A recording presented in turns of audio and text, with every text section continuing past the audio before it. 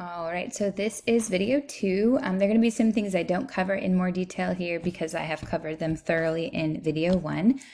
So I'll mention them here, but you do want to make sure you go back and look at video 1. So one of the things I talk about in video 1 is the margin, and the margin that you generally applies to information that might go over the edge, but not to graphics. So in this case, it's a little confusing that you don't have anything outside of these boundaries. So I would extend that graphic all the way out. The text can stay in the same places. I think the text size is good. The information is clear. The title of it's a little bit small, so I think you could probably have it be bigger by stacking it or rearranging it a little bit. The biggest thing I have feedback for is just kind of the use of this 3-part graphic that you have here. This has the most saturation on the page. It's also the largest, and I don't think it's visually the most important information. Also, and I talk about this a lot in video 1, you'll want to pick a different typeface here for legibility purposes. So by having this here, it's actually like it's stealing the show quite a bit. If you kind of step back a little bit, you can see my eye just hangs out in here. So I'm going to suggest just removing the shape altogether. I don't think you need it. It's not really conceptually adding. It kind of looks a bit like an egg. Or even a breast, maybe. Yeah, I don't know, with the colors. I don't think it's giving you that flower vibe that you're going for. And so with these 2 graphics, I think you have them, but they look a little bit kind of stuck on top right now. They're not really being integrated into the design because of their placement, and they're actually separating quite a bit, these 2 areas here.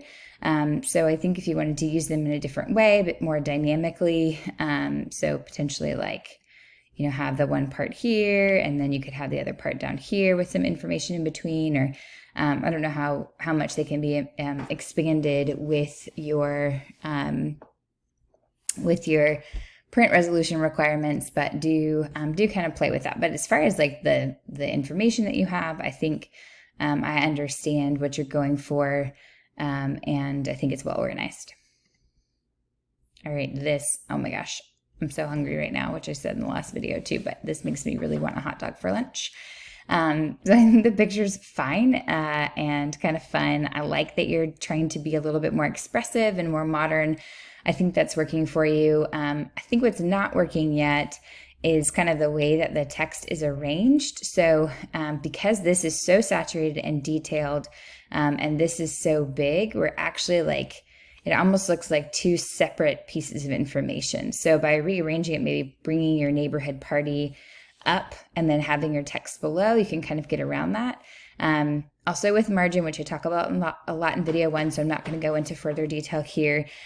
These guys got to move inside the margin, and they're also really kind of random. Like I don't understand if they relate to each other or not, or what they are.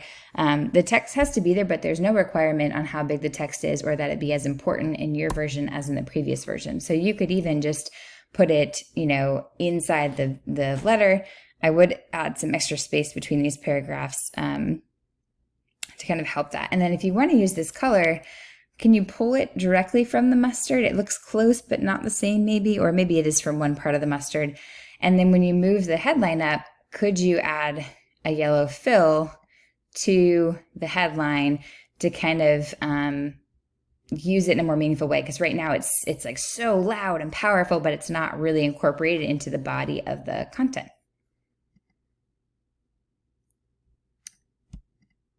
Okay. And then again, same thing, it's super hungry, should be eating lunch and not doing this. The margins that we have here, you're going to lose some text, and that's really important. So make sure you review that. Also, the same information from the Havasu Gourmet in video 1 applies with your visual hierarchy and the placement of the text at the bottom. Also, the same kind of idea about having to use these squares. So it looks like you guys were really feeling the same feelings as you were looking at it. I don't think your picture is as problematic, because I think there is some room to play with in the background. But right now it does kind of look, again, just like the other one, more like a magazine cover. So some of that is the use of these lines and boxes. I do think your text size is good, but it would be better for you to edit the background perhaps to kind of like maybe take out the coffee cup or darken areas so that you can put the text right on top of it. Instead of having to like use these screening boxes and things like that, which actually kind of change the format a little bit and make it harder to read, especially with the alignment on this guy over here just kind of being off by itself. I'm not really sure I understand what it's for.